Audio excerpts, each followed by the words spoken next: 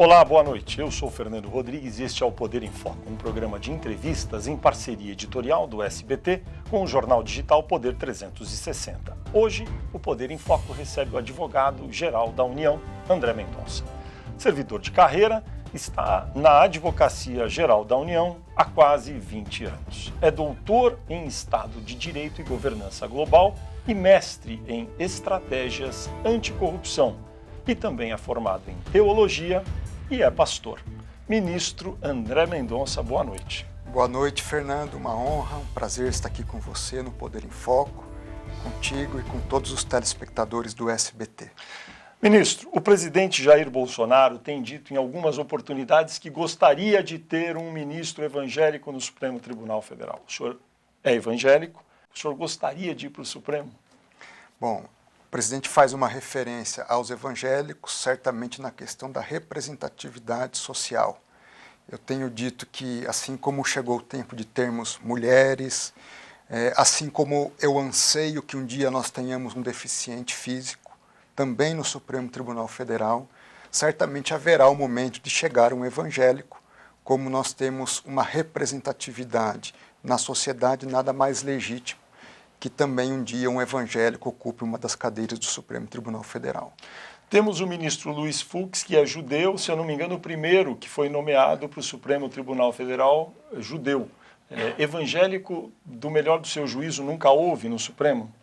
Pelo que me foi dito até hoje, nós não tivemos. Certamente muitos cristãos de origem católica, mas nenhum cristão de origem evangélica.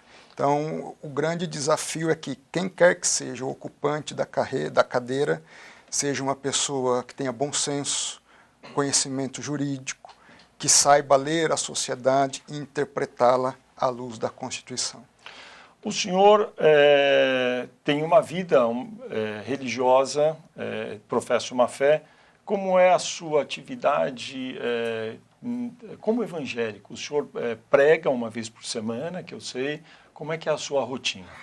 A rotina já foi mais intensa na igreja. Há pelo menos 10 anos eu tenho uma atividade muito intensa com as crianças. Meus filhos eram ainda pequenos e procurei me aperfeiçoar contando histórias para os meus filhos e para as crianças da igreja, dirigi a área de ensino de igreja e, ao mesmo tempo, uma escala periódica de pregações. Acima de tudo, o cristão ele deve ser uma pessoa que se espelhe na pessoa de Cristo e procure ter na conduta diária, seja na igreja, seja na rua, seja no trabalho, seja em casa, que corresponda aos valores cristãos e ao exemplo de Jesus Cristo. O senhor acha que no Estado brasileiro existe a divisão e separação devida entre igreja e Estado? Como que isso foi tratado ao longo dos últimos anos? Por que eu pergunto? Porque muitas vezes a fé das pessoas existe, tem que ser livre, é um país livre esse, mas muitas vezes alguma presença maior de algum aspecto religioso conduz a determinadas decisões. Na sua avaliação, a divisão e separação Estado, Igreja e Estado tem funcionado no Brasil? Entendo que sim. Eu sou de uma origem protestante. A Igreja protestante nasce justamente com a bandeira da separação entre Igreja e Estado.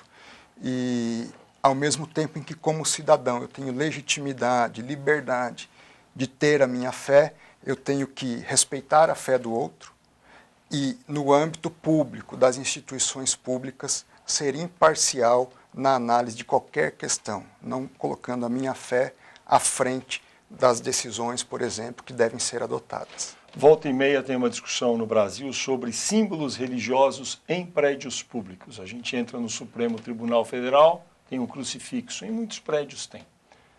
Qual é a sua posição sobre isso?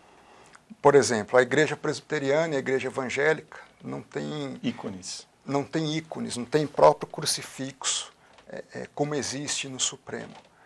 Isso não significa que nós não devamos respeitar até a nossa origem enquanto país formado principalmente no início por uma grande missão jesuíta, católica. Então, há toda uma origem histórico-cultural que deve ser respeitada também. O fato de haver uma separação entre igreja e Estado não significa que nós devamos romper com a nossa cultura e com a nossa história. Ou seja, os ícones religiosos que existem atualmente podem ser mantidos. Devem ser preservados, sem dúvida nenhuma. Volta e meia também se fala no Brasil sobre a situação fiscal de entidades religiosas, que são isentas de pagar impostos, e alguns movimentos minoritários, mas existem, que acham que isso está errado. E quem defende diz que pela liberdade de expressão e de culto religioso não se deve cobrar imposto. O senhor tem posição sobre isso? As igrejas no Brasil, de qualquer vertente, católica, protestante e de outras religiões, elas têm um trabalho social muito intenso. Então, elas não oferem lucro, elas buscam exercer um papel subsidiário em relação a várias políticas públicas, usuários de droga, pessoas com deficiência, pessoas com necessidade, desempregados, área também de saúde, vários hospitais, idosos. Ou seja, seria injusto com essas instituições que têm um trabalho estritamente social, sem perspectiva de lucro, impor uma carga tributária quando elas suprem várias lacunas da própria sociedade, do próprio Estado. Vamos falar um pouco de Amazônia. A Advocacia Geral da União ajuizou, em dezembro agora, 16 ações civis públicas, cobrando mais de 550 milhões de reais de grandes desmatadores em 4 estados da Amazônia Legal, da chamada Amazônia Legal, que extrapola o estado do Amazonas. Essas ações não incluem ainda os responsáveis pelas queimadas do ano de 2019, nem do caso que ficou conhecido, como a gente sabe, Dia do Fogo. O ritmo para pedir ressarcimento ainda é lento nesses casos, e se sim, por quê? É lento e dificultoso. Por quê, ministro? Em primeiro lugar, nós precisamos entender que a Amazônia Legal tem um problema fundiário histórico. Há uma dificuldade em se saber exatamente quem é o proprietário daquela área. Há casos de poceiros, há casos de vários registros sobre a mesma área. Então, a área técnica do IBAMA e do INCRA, muitas das vezes, tem dificuldade de identificar quem é o verdadeiro responsável por aquele crime, por aquele ilícito ambiental. Segundo aspecto, é preciso haver um real dimensionamento dos danos ocasionados. Então, nós dependemos de todo um trabalho de uma área técnica, principalmente do IBAMA e do INCRA, que nos deem os subsídios para ir às pessoas que realmente devem responder pelos ilícitos ambientais. Há um histórico passado, e essa força-tarefa ela procurou reduzir as imprecisões de busca, de certa forma, intempestiva dessa responsabilização, sem a prévia identificação da área dos responsáveis e do exato dano. Nessa força-tarefa, o nosso grande desafio é essa fase preliminar, é ter o adequado subsídio das áreas técnicas para ter aí sim êxito na propositura e no resultado das ações. Então esse trabalho é um trabalho pioneiro nesse sentido, onde nós buscamos fazer um trabalho de campo com as áreas técnicas mais intenso, para que nós tenhamos no futuro melhores e resultados ainda mais céleres do que vem sendo experimentados. Então, neste momento, a fase é de descobrir exatamente, circunscrever exatamente o local onde houve a queimada, identificar quem são os donos daquelas áreas e aí, então, persegui-los para que sejam responsabilizados. Exatamente. E é justamente por isso que os ilícitos, por exemplo, ocorridos neste ano, demandarão ainda toda uma análise das áreas técnicas para que nós tenhamos possibilidade de ingressar com as ações em juízo. Ao mesmo tempo, nós vamos ter que focar nos casos os mais recentes possíveis, porque quanto mais distantes no tempo, historicamente, maior será essa dificuldade, porque provavelmente a pessoa que está lá hoje já não é aquela que estava quando da prática de ilícitos. Então nós estamos fazendo um recorte temporal, qualitativo, para entrar com as ações em relação àqueles que nós já temos os elementos identificadores e técnicos suficientes para a propositura das ações. Os incêndios de 2019, na sua avaliação, do melhor do seu juízo, quando é que tudo isso vai estar terminado e os responsáveis serão, de fato, cobrados pelo dano causado? Da nossa parte, nós precisamos esperar as áreas técnicas do IBAMA, todos aqueles que compuseram a força-tarefa, finalizarem os procedimentos de levantamento, de responsabilidade, tendo esses elementos, propormos as ações o mais rápido possível. 2 dilemas. Nós precisamos ter, no menor tempo possível, uma vez ajuizada a ação, condições de encontrar bens no nome dessas pessoas para bloquear e garantir o ressarcimento e ter um trâmite o mais rápido possível no Poder Judiciário, o que muitas das vezes não depende de nós. Essas 16 ações que foram ajuizadas já em dezembro, por conta aí de desmatamento, no valor de 555 milhões, como é que elas vão tramitar? O senhor, dessas daí que já existem, o senhor, pela experiência que tem, acha que o Judiciário vai decidir quando sobre isso? O trâmite de um processo dessa natureza, infelizmente, costuma levar mais de uma década. Esse será talvez o grande desafio. Eu penso que talvez uma das opções para o futuro seja se pensar melhor como existem, por exemplo, varas especializadas em combate à lavagem de dinheiro, para que nós tenhamos também varas especializadas na questão ambiental. Muitas dessas ações, elas estão no Tribunal Regional, vão chegar ao Tribunal Regional Federal da Primeira Região, que é o tribunal que responde pela área da Amazônia Legal, e o Tribunal Regional Federal da Primeira Região, ele tem um volume de processos que acaba sendo o tribunal hoje com menor velocidade de julgamento das ações na esfera federal. Ou seja, o ideal seria, no âmbito, dentro da Justiça Federal, criar varas especializadas sobre meio ambiente para talvez dar mais celeridade, mais rapidez aí nesse processo, é isso que o senhor acha? Depende do que para fazer isso? Eu penso que de uma definição dos próprios tribunais. Quão mais especializado, mais o juiz conhece a matéria e mais célere é o trâmite dos processos nessas varas especializadas. Vou perguntar, já que estamos falando de meio ambiente, também do caso do óleo nas praias. É a mesma coisa? Ainda precisa identificar quem foi o responsável para depois ter ação? Tem alguma novidade sobre esse caso que aconteceu em 2019 agora? Não, justamente. Nós estamos aguardando a definição de quem é o responsável por esse vazamento, porque só a partir daí é que nós podemos buscar o ressarcimento correspondente. Ministro, o senhor comanda a Advocacia Geral da União, é o titular ali desta pasta. Para os nossos telespectadores entenderem, o que fazem os advogados da União, quantos são eles e como é que eles trabalham? A Advocacia Geral da União, Fernando, ela foi criada em 88. Até 88, toda a função da AGU ela era também exercida pelo Ministério Público Federal. E em 88 há essa separação, justamente para que a defesa da União ela tivesse uma priorização e uma especialização.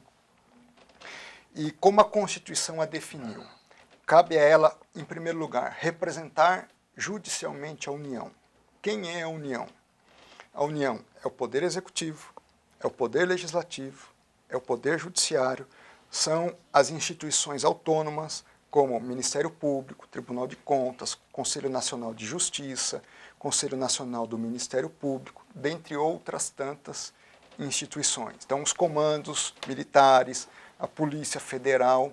O que isso significa na prática? Hoje são 17,5 milhões de processos judiciais sob a responsabilidade da Advocacia Geral da União. Qual é esse número? Fala de novo. 17 milhões e meio de processos judiciais.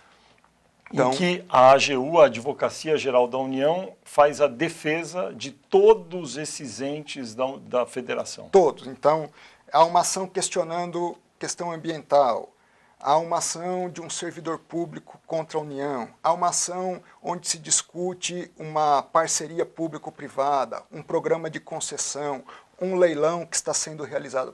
Para que o telespectador tenha uma ideia, a cada leilão feito pelo governo federal, cerca de 60 advogados da União, procuradores federais, ficam em plantão, 24 horas, para que, havendo alguma liminar que queira impedir a realização daquele leilão, nós possamos atuar a tempo para que o leilão aconteça. Ou seja, é um trabalho que exige dedicação, 24 horas por dia, uma atuação muito técnica.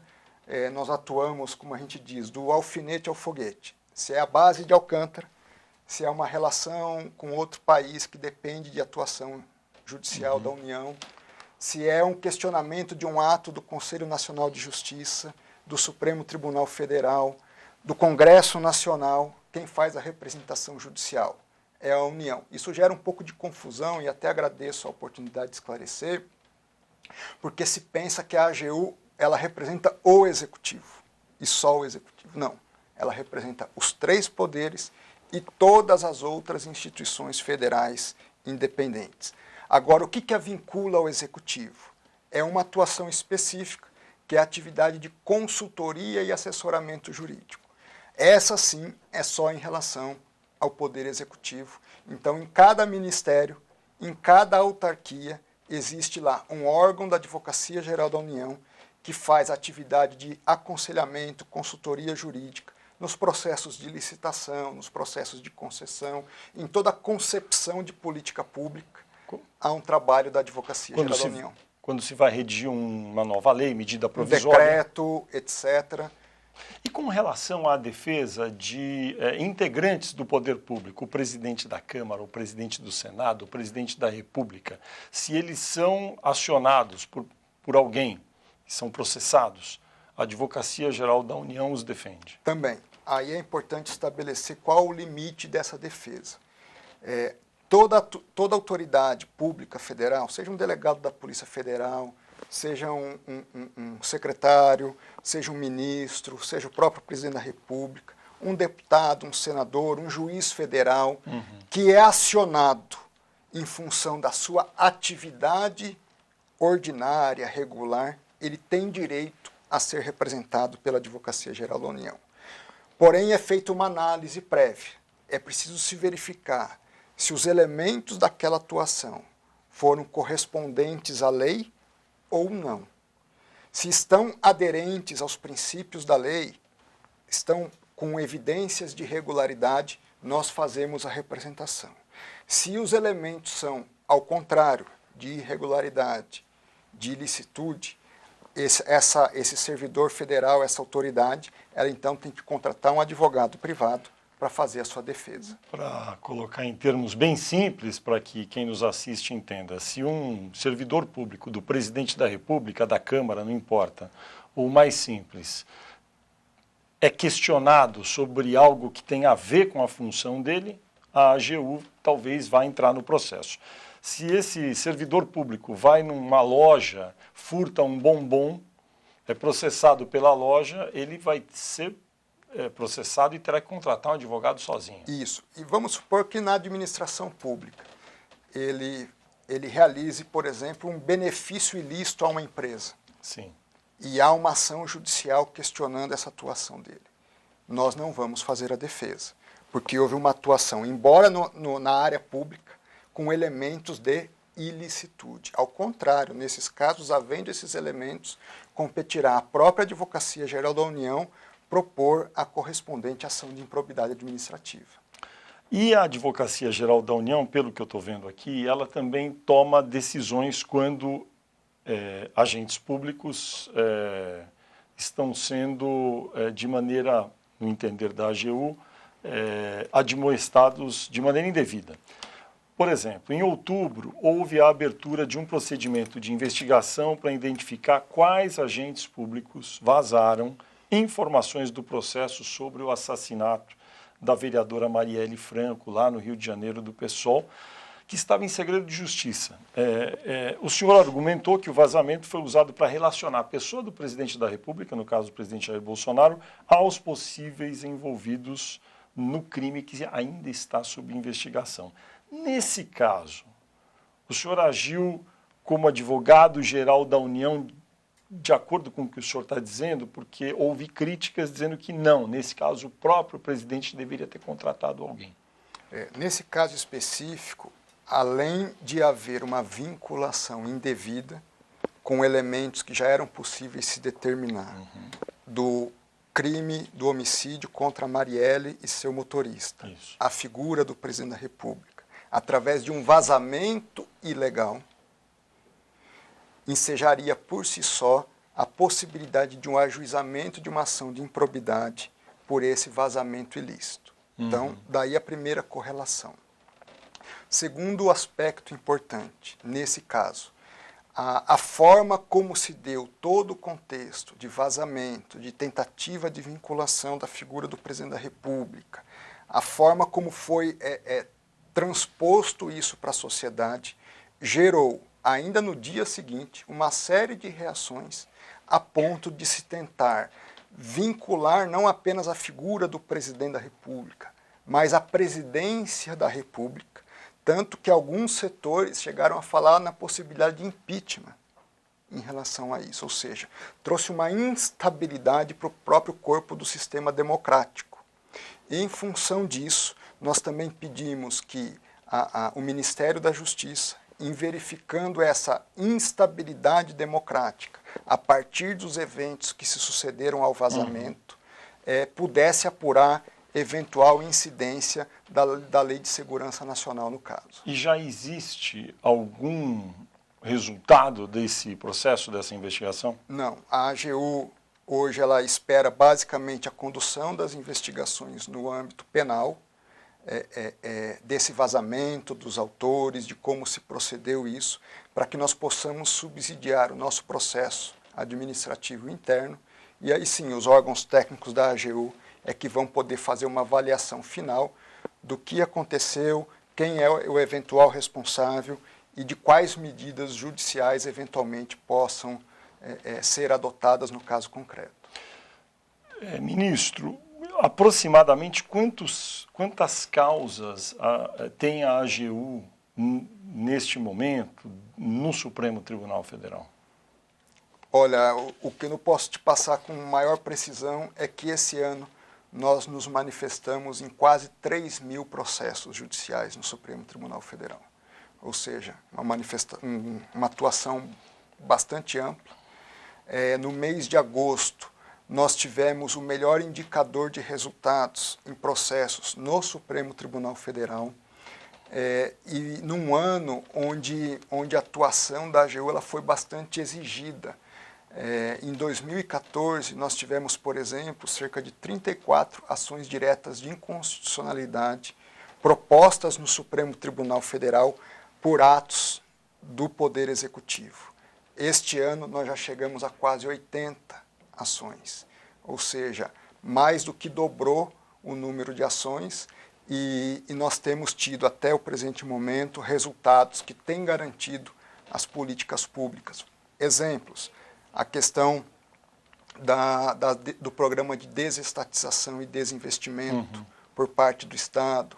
Então, graças a essa decisão, foi possível se seguir com vários leilões que já estavam em curso. Por exemplo, permitiu à Petrobras Distribuidora desinvestir, vender ações em bolsa. Nós tivemos, por exemplo, também o reconhecimento pelo Supremo Tribunal Federal de que os cabos da Força Aérea Brasileira, que estavam sendo considerados apenas por serem cabos e por terem trabalhado no período do regime militar, serem perseguidos políticos, o Supremo Tribunal reconheceu que isso deve ser avaliado caso a caso. Havia uma presunção de impacto potencial para o Tesouro de 40 bilhões de reais só nesses casos. Então, uma série de vitórias este ano da AGU no Supremo. Em 2019, estava marcado para o final, dezembro, foi adiado. O presidente do Supremo Tribunal Federal, Dias Toffoli, colocou para 2020 um caso muito rumoroso, que é sobre o indicador usado para corrigir saldos das contas do Fundo de Garantia do Tempo de Serviço, o FGTS. Possivelmente em 2020 isso volte ao Supremo para ser julgado. O prejuízo será grande para os cofres públicos. Por outro lado, os trabalhadores têm esse prejuízo no dia a dia. Como é que a AGU vai defender, nesse caso, a posição do governo em detrimento da posição dos trabalhadores que tiveram pouca correção no FGTS? É preciso entender a natureza do fundo. O fundo ele é um valor depositado que fica à disposição da Caixa para que ele seja, no devido tempo, devolvido ao trabalhador, seja por uma demissão, seja em função de uma aposentadoria, etc. Há uma natureza dúplice desse fundo.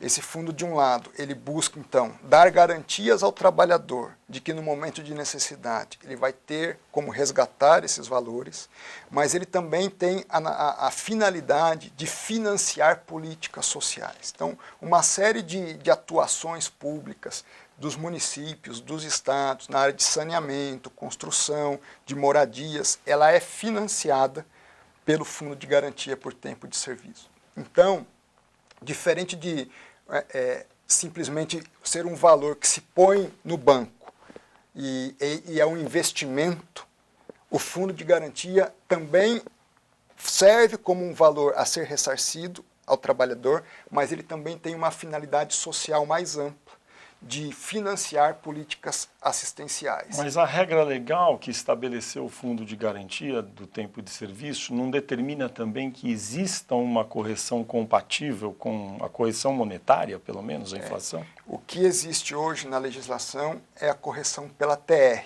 Então, essa correção ela está garantida. Durante muito tempo, o valor da TR ele não era suficiente, por exemplo, ou equiparado aos juros pagos na poupança. Né? Mas desde 2 anos para cá já houve correções normativas que também já tiraram o suposto prejuízo dessa diferença nesse período. Então a grande questão já houve mudanças hoje que permitem que o trabalhador tenha rendimentos superiores aos valores da poupança. Em segundo lugar... Mas no passado ficou. No passado era o procedimento estabelecido pela lei. Diferentemente de outras situações. Ou seja, não é um valor que o Estado está em mora. Então, não havia ali uma questão de investimento. A Caixa Econômica Federal não pega aquele valor e aplica para ganhar ou ter lucro em função do valor do fundo. Ela, na verdade, ela repassa os valores para estados e municípios financiarem políticas públicas subsidiadas. Não obstante, a Caixa Econômica até recentemente cobrava uma taxa de administração altíssima para manter as contas do Fundo de Garantia. Inclusive, esteve aqui o presidente da Câmara dos Deputados, Rodrigo Maia, reclamou muito disso, dizendo que a Caixa não deveria cobrar esses valores. Essa questão não está em discussão no processo, mas eu acho que vale a pena realmente haver, principalmente o deputado e presidente Rodrigo Maia, buscar também, junto com outras autoridades e a própria sensibilidade da Caixa, de rever essas taxas de administração. Agora, o que está em discussão ali é a legalidade do fundo, da forma de correção do fundo, que era a forma estabelecida pelo próprio Poder Legislativo. Esse fundo ele tem uma finalidade social específica e, mais do que isso, dizer hoje que aquilo que a lei estabelecia não era válido, tem 2 implicações. Quais sejam? Primeiro, um impacto de 350 bilhões de reais no fundo. De uma vez? De uma vez. Segundo... 350 bilhões. E esse é o cálculo mais conservador. Outros cálculos e estimativas foram feitas, mas nós estamos adotando esse valor que é o mais conservador. Aí vamos dizer, quem vai pagar, que é a segunda implicação? Justo. É o próprio fundo. Então, o trabalhador teria que pagar para o trabalhador que até esse momento já levantou o fundo e fazer as compensações devidas. Entendi. Então, o que está em jogo é a própria funcionalidade do fundo. Nós queremos mudar as regras? Podemos mudar, mas ela tem que ter uma linha de corte. Ou seja, daqui para frente. Mas, ministro, daqui para trás não tem como ter alguma compensação para quem ficou com essas contas rendendo tão pouco? Fazer isso seria a falência do próprio fundo de garantia. Ou seja... É um dilema. Né? Primeiro que nós temos uma legalidade estabelecida. Essa legalidade perdurou décadas.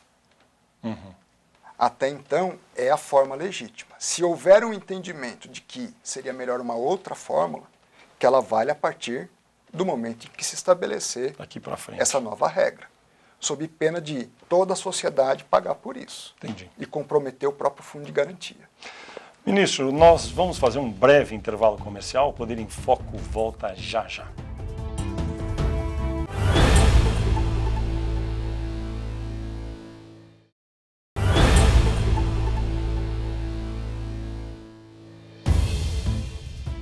Estamos de volta com o Poder em Foco, um programa de entrevistas do SBT em parceria editorial com o jornal digital Poder 360. Nesta edição, eu entrevisto o advogado-geral da União, André Mendonça. Ministro, em 2019, no final do ano, houve uma licitação anunciada para assinaturas de veículos de comunicação que listavam o número de veículos de comunicação brasileiros, estrangeiros e excluía outros.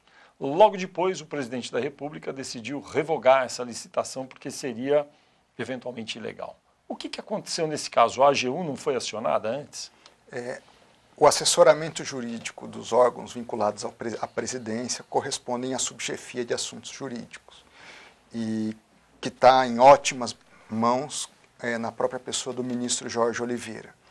E certamente, como houve alguns questionamentos sobre se poderia ou não restringir o espectro de veículos que seriam contratados, o que se preferiu foi dar um passo atrás, se avaliar melhor a questão, para que aí sim, com melhores subsídios técnicos, se tomar a melhor decisão nesse caso. Agora, um presidente da República, um governador de estado, um prefeito, como é que ele decide quais veículos de comunicação pode ou deve assinar para a administração pública se informar?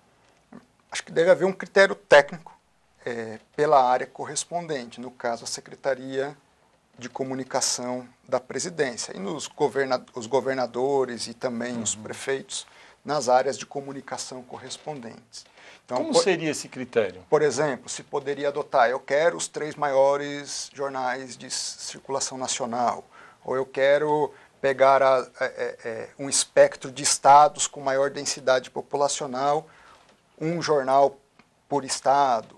Então, conforme o nível de influência, e até mesmo pode-se adotar o critério de não ter assinatura, porque hoje nós temos mecanismos pela internet, outras fontes de informação que permitem ao governante, ao gestor público, conhecer o que está acontecendo na sociedade para ter uma melhor dimensão dessas informações no processo de tomada de decisão. O senhor já foi consultado sobre como poderia ou deveria ser essa licitação de contratação de veículos de comunicação? Não, essa consulta normalmente fica na subchefia de assuntos jurídicos. Na Presidência da República? Na Presidência da República, o que não significa que nós atuemos em sintonia com a subchefia de assuntos jurídicos. Entendi. Ministro, a AGU tem quantos advogados hoje? Hoje nós somos quase 8.000 advogados. Muitos deles já estão na subchefia de assuntos jurídicos, por exemplo. São todos concursados? Como é que entra na AGU? Somente por concurso público. Essa é a definição dada pela Constituição Federal. São profissionais extremamente qualificados. Nós estamos até fazendo um novo censo, mas nossos números entre mestres e doutores ultrapassam os 700 mestres e doutores, para que se tenha uma ideia do nível de profissionalização. Dos 8.000 dos 8.000. Cerca de 10% quase são mestres ou doutores. Tem mestrado ou doutorado. Então, e outros tantos são pós-doutores, alguns são professores em grandes universidades, como USP, PUC. Então, é um grupo muito preparado e tem dado grandes resultados. Só esse ano, nós estimamos que entre recuperação e evitar-se pagamentos indevidos, garantia de investimento de infraestrutura, nós cheguemos a 500 bilhões de reais de impacto positivo para o governo. Ou seja, é uma atuação, ela é mais técnica, ela não é tão visível para o cidadão comum, mas ela é fundamental para o equilíbrio das contas públicas. Esse valor foi em quanto tempo? Esse valor, em 10 meses de gestão... De 2019? De 2019, deve chegar com os próximos 2 meses, novembro e dezembro, aproximadamente 500 bilhões de reais. O advogado da União é concursado, recebe um salário para isso, tem os benefícios que um funcionário público tem, de acordo com a função que ocupa. E eles também, quando terminam um processo e têm sucesso, têm êxito, recebem honorários extras, a chamada sucumbência, as custas do processo, o juiz determina que tem que ser pagos para a parte vencedora e ele recebe esse prêmio. Muita gente questiona, se eles são advogados da União, recebem salários e são pagos para ganhar as causas, por que quando eles ganham as causas ainda tem que ter esse prêmio e esse prêmio não vai para os cofres do governo? Excelente pergunta e uma oportunidade para esclarecimento. Eu acho que esse é um tema, em primeiro lugar, está aberto ao debate, é legítimo esse debate. Em segundo lugar, é preciso entender um pouco o contexto histórico de como surgiu isso.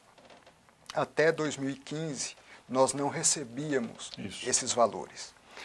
O que acontecia? Nós tínhamos, de toda a advocacia pública, a AGU, considerando todos os estados da federação, nós tínhamos os menores salários.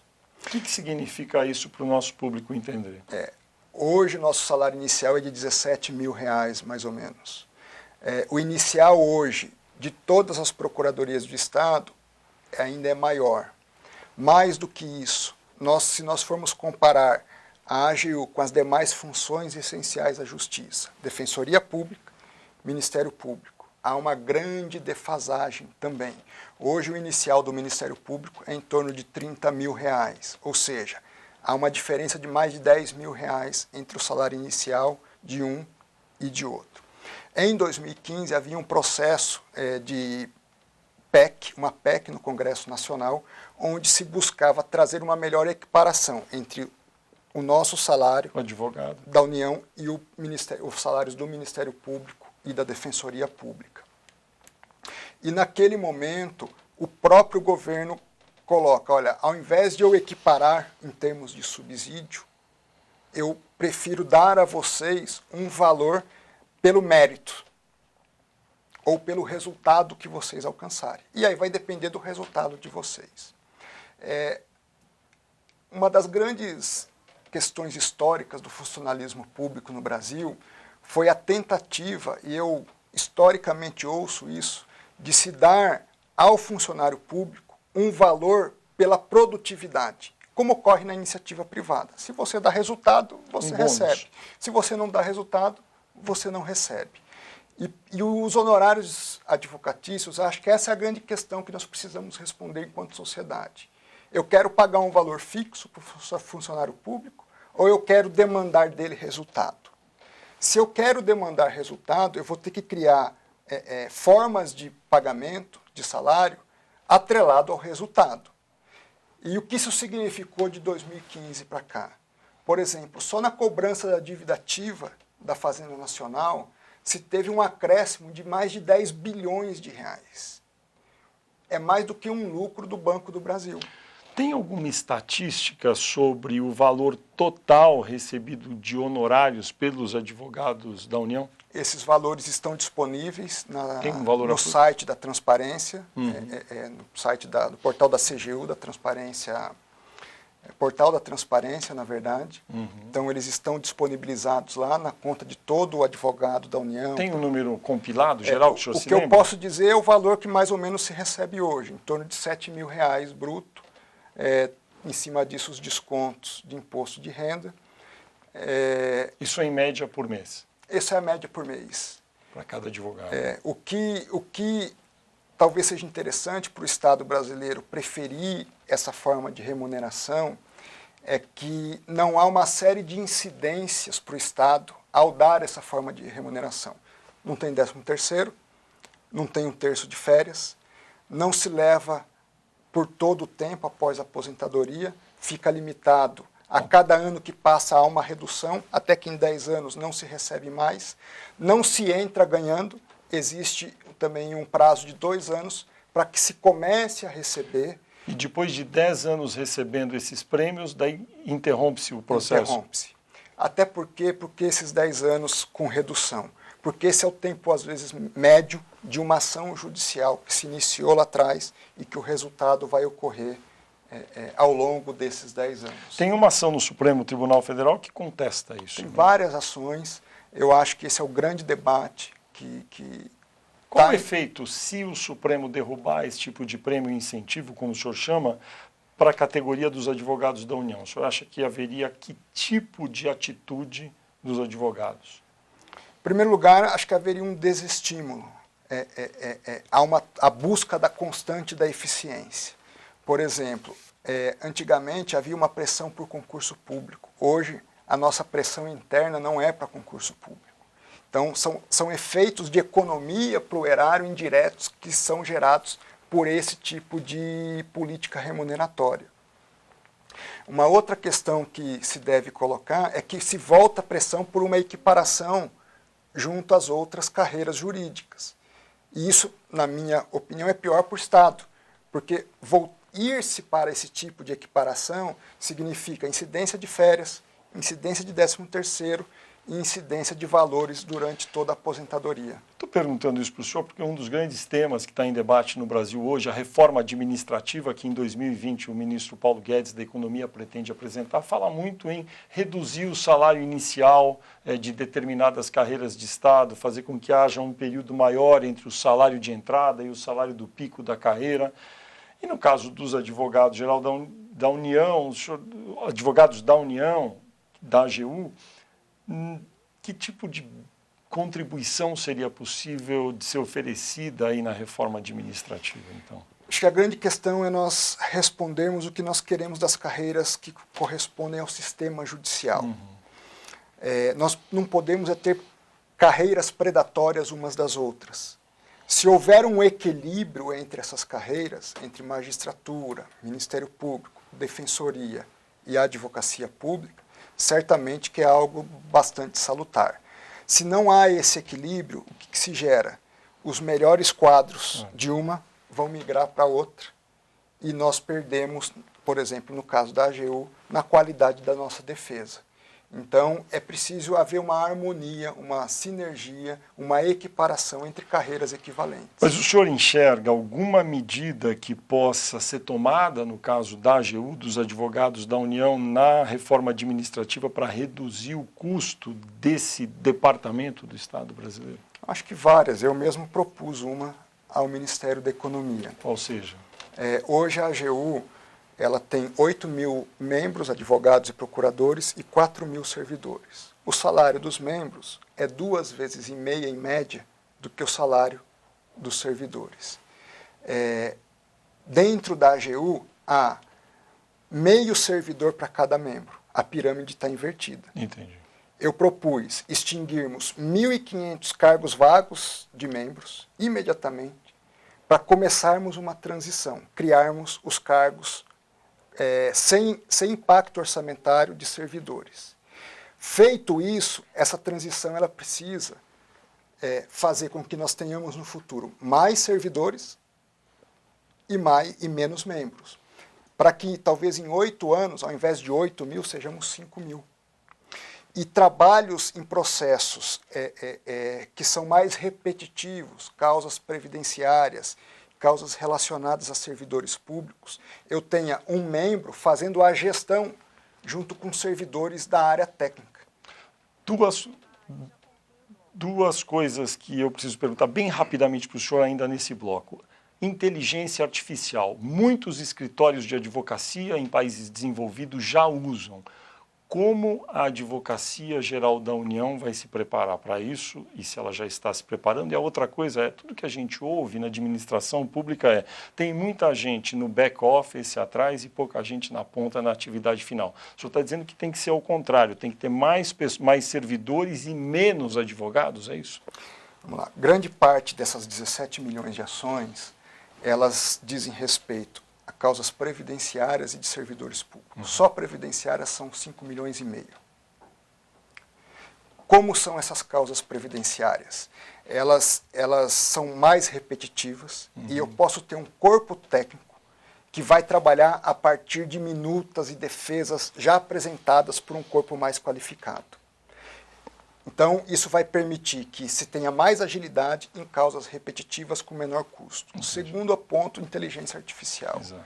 Nosso projeto é, em 2 anos, termos 40% das nossas petições já elaboradas com o apoio de robôs, que vai nos permitir sair desses 8 mil, reduzir, investirmos na área de cálculo, termos bons contadores que nos ajudem nos cálculos e termos bons analistas de direito que nos ajudem nas demandas repetitivas. Como o robô substitui o advogado? Ele não substitui, ele complementa. Mas como isso funciona?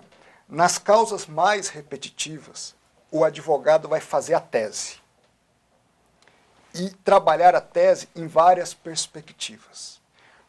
Quando vem uma petição sobre aquela matéria, o robô vai, com mais agilidade, identificar qual a demanda e qual tese construída pelo advogado se enquadra naquele tipo de processo. Entendi.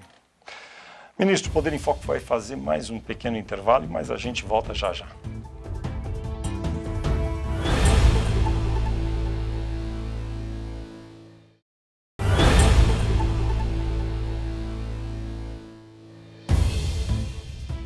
O Poder em Foco está de volta. Este é um programa de entrevistas do SBT e do jornal digital Poder 360. Nesta edição eu converso com o advogado-geral da União, André Mendonça.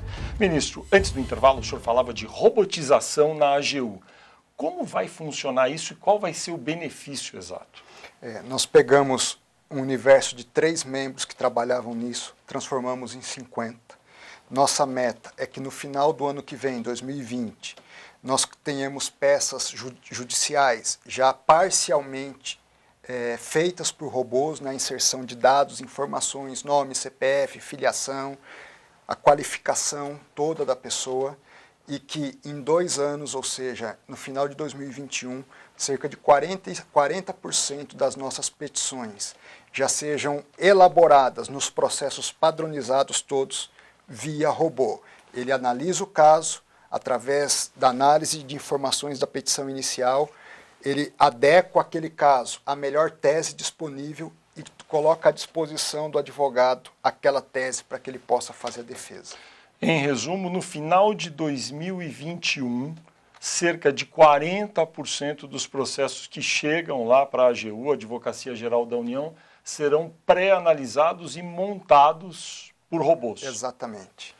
E há uma estimativa de economia que isso possa trazer para a AGU? Os dados iniciais apontam dezenas de milhões de reais. Isso permitirá ao longo do tempo reduzirmos os nossos recursos humanos, impactando diretamente no orçamento da administração pública federal. Ministro, um caso sempre rumoroso. O Supremo Tribunal Federal decidiu em novembro que parte dos gastos da presidência não pode ser sigilosa, ou seja, aquele cartão corporativo que a presidência usa. No entanto, as informações ainda continuam em segredo. O que está dependendo para o governo, para a AGU despacharem e liberarem essas informações? Nós estamos aguardando a publicação da decisão para estudarmos todo o seu contexto, as suas determinações e, a partir de então, orientarmos os órgãos da presidência nos procedimentos a serem adotados à luz do definido pelo Supremo. Ministro, fusão Embraer-Boeing. O governo, por meio da AGU, se manifestou a favor dos termos dessa fusão. Tem muita gente que acha que é contra porque a Embraer detém muita tecnologia que foi desenvolvida com dinheiro dos brasileiros. o que garante que essa fusão vai ser bem sucedida e o Brasil vai se beneficiar mantendo toda essa tecnologia e ainda desenvolvendo mais? Nós vivemos num mundo global. Nenhuma empresa ela é capaz de se sustentar e avançar se ela se fecha no mercado. Num mercado tão competitivo, em que se demanda tanta tecnologia, e certamente a Embraer é detentora de muita tecnologia, mas ela é detentora da sua tecnologia. Com a Boeing, ela agora agrega, une as duas expertises e vai dar mais força ao mercado de produção direto por parte da própria Embraer. Ministro, recentemente o Supremo Tribunal Federal disse que não é necessário uma ação da Justiça autorizando o compartilhamento de informações sigilosas entre órgãos de controle. E essa informação pode ir ao Ministério Público desde que solicitada formalmente. O senhor acha que foi uma boa decisão essa do Supremo, concorda? Eu penso que foi uma decisão bastante acertada. Ela, ao mesmo tempo, garantiu o fluxo de informações e trouxe regramentos para que isso seja feito da forma mais objetiva, segura, com procedimentos estabelecidos, para que, de um lado, haja a devida investigação e, de outro, se evite subjetivismo, se garanta o direito essencial do cidadão de não perseguição à sua pessoa, mas que o Estado pode, sim, havendo elementos, fazer a sua investigação acessando informações, como, por exemplo, aquelas disponíveis no COAF e na Receita Federal. O governo do presidente Jair Bolsonaro baixou uma medida provisória no ano de 2019 chamado Programa Verde e Amarelo, que está sendo contestada em várias instâncias, no Supremo inclusive, argumentando que tem aspectos inconstitucionais. Muita gente também criticando o fato de que seguro-desemprego vai ser taxado, vai ser cobrado o INSS do seguro-desemprego. O senhor já tem uma posição de defesa da MP do Programa Verde e Amarelo? Nós estamos aguardando as informações do Ministério da Economia para que juntos possamos fazer a defesa, seja no Supremo, seja nas demais instâncias. O argumento básico é que o seguro-desemprego é um auxílio social. Por isso, sobre ele não deve incidir o INSS. O governo acha diferente. Acha que, enfim, um trabalhador que ganha R$ 1.500 paga INSS, quem ganha R$ 1.500 de seguro-desemprego deve pagar o INSS. O senhor acha que o argumento inicial do governo está correto? Entendo que sim. Essa análise foi feita pela própria Procuradoria-Geral da Fazenda Nacional.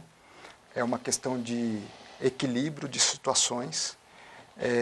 Mas, enfim, embora tenhamos essa segurança, estamos aguardando todas as informações e já tem um agendamento de despachos em relação a isso. Eu penso que essa questão deve ficar para o ano que vem uma melhor definição também dessa matéria. Atuação de forças policiais ou até forças armadas dentro de comunidades carentes, dentro de favelas. Em São Paulo houve um caso terrível de 9 mortes na favela de Paraisópolis. É correta a atuação dessas forças policiais nas comunidades? Depende do caso concreto, né? O que nós temos de informação pela própria imprensa, eu não tive acesso aos autos, à investigação, é que pode ter havido um abuso, uma operação que extrapolou aquilo que seria usual dentro dos procedimentos. Então, logicamente que nós temos que dar todo o respaldo para as forças de segurança, o que não significa que eventuais abusos não devam ser investigados e, uma vez comprovados, eles sejam devidamente responsabilizados. Ministro André Mendonça, advogado-geral da União, muito obrigado por sua presença aqui no Poder em Foco e eu também agradeço a você, telespectador, que acompanhou o programa até aqui neste momento. Aproveito para lembrar que você pode assistir a esta entrevista nos canais do SBT Jornalismo e do Poder 360 no YouTube. No próximo domingo, logo depois do programa Silvio Santos, tem mais um Poder em Foco, sempre conversando com personalidades do ambiente do poder. Eu espero vocês todos aqui. Uma boa semana a todos e até lá.